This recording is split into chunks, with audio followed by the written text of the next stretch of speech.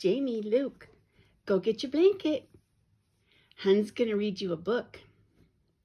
It's called Blueberries for Sal.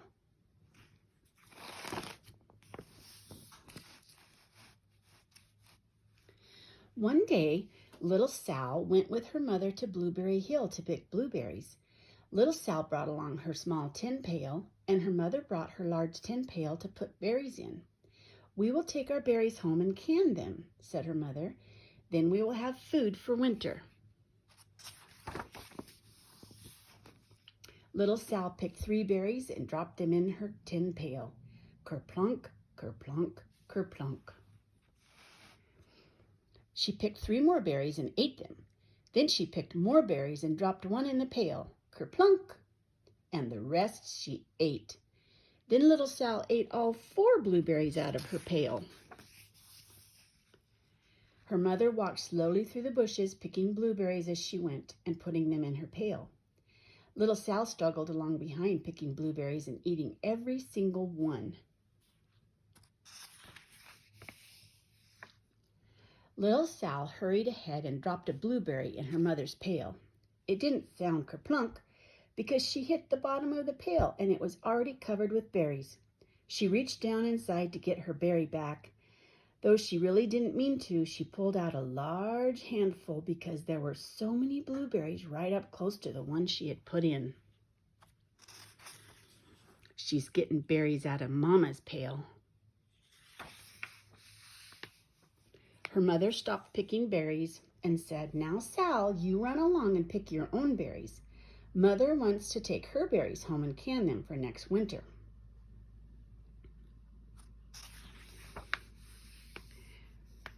Her mother went back to her picking, but little Sal, because her feet were tired of standing and walking, sat down in the middle of a large clump of bushes and ate blueberries.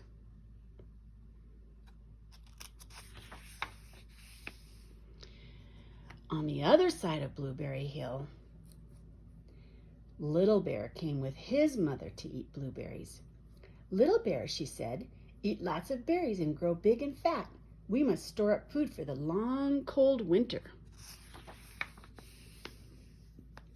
Little Bear followed behind his mother as she walked slowly through the bushes eating berries. Little Bear stopped now and then to eat berries. Then he had to hustle along to catch up to Mama. Because his feet were tired of hustling, he picked out a large clump of bushes and sat down right in the middle and ate blueberries. Over on the other side of the hill, little Sal ate all of the berries she could reach from where she was sitting, and then she started to find her mother.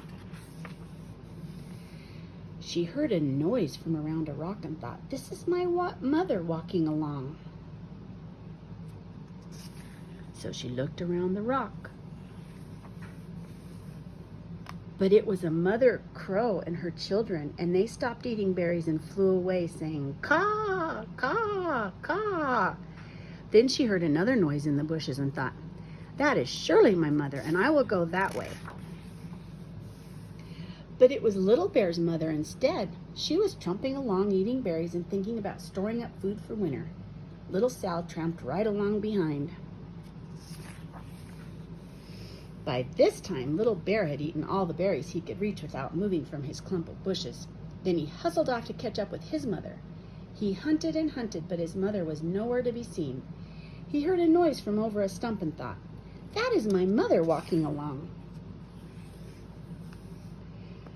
But it was a mother partridge and her children. They stopped eating berries and hurried away. Then he heard a noise in the bushes and thought, "That is surely my mother. I will hustle that way." See the bird and the babies? They're eating berries too. But it was little Sal's mother instead. She was walking along picking berries and thinking about canning them for next winter. Little Bear hustled right along behind her.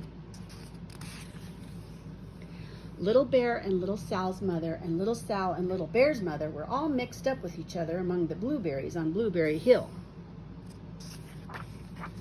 See, there's little Sal following the mama bear. Little Bear's mother heard Sal walking along behind and thought it was Little Bear, and she said, "Little Bear, munch, munch, eat all you gulp can possibly hold. Swallow." Little Sal said nothing. She picked 3 berries and dropped them kerplunk, kerplunk, kerplunk in her small tin pail.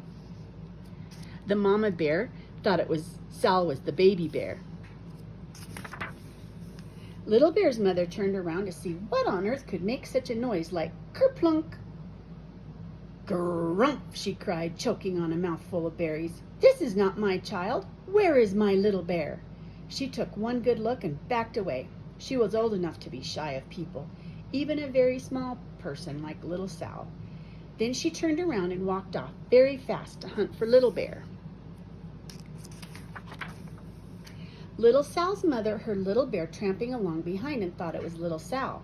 She kept right on picking and thinking about canning blueberries for next winter. Little Bear padded up and peeked into her pail. Of course, he only wanted to taste a few of what was inside, but there were so many and they were so close together that he tasted a tremendous mouthful by mistake. "Now, Sal," said Little Sal's mother without turning around, "you run along and pick your own berries. Mother wants to can those for next winter." Little Bear tasted another tremendous mouthful and almost spilled the entire pail of blueberries. Uh-oh. Little Sal's mother turned around and gasped, "My goodness, you are not Little Sal. Where, oh, where is my child?" Little Bear just sat munching and swallowing and licking his lips.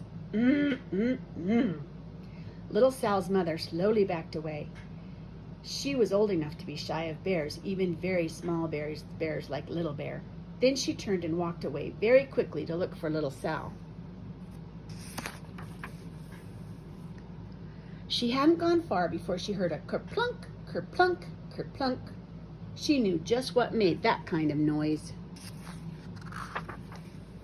Little Bear's mother had not hunted very long before she heard a hustling sound that stopped now and then to munch and swallow. She knew just what made that kind of noise.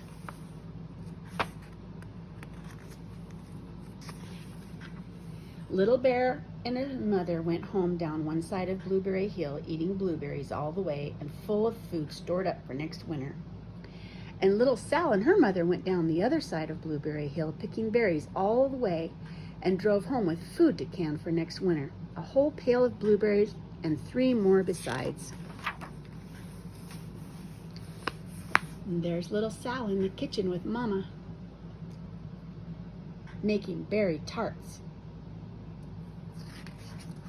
The end.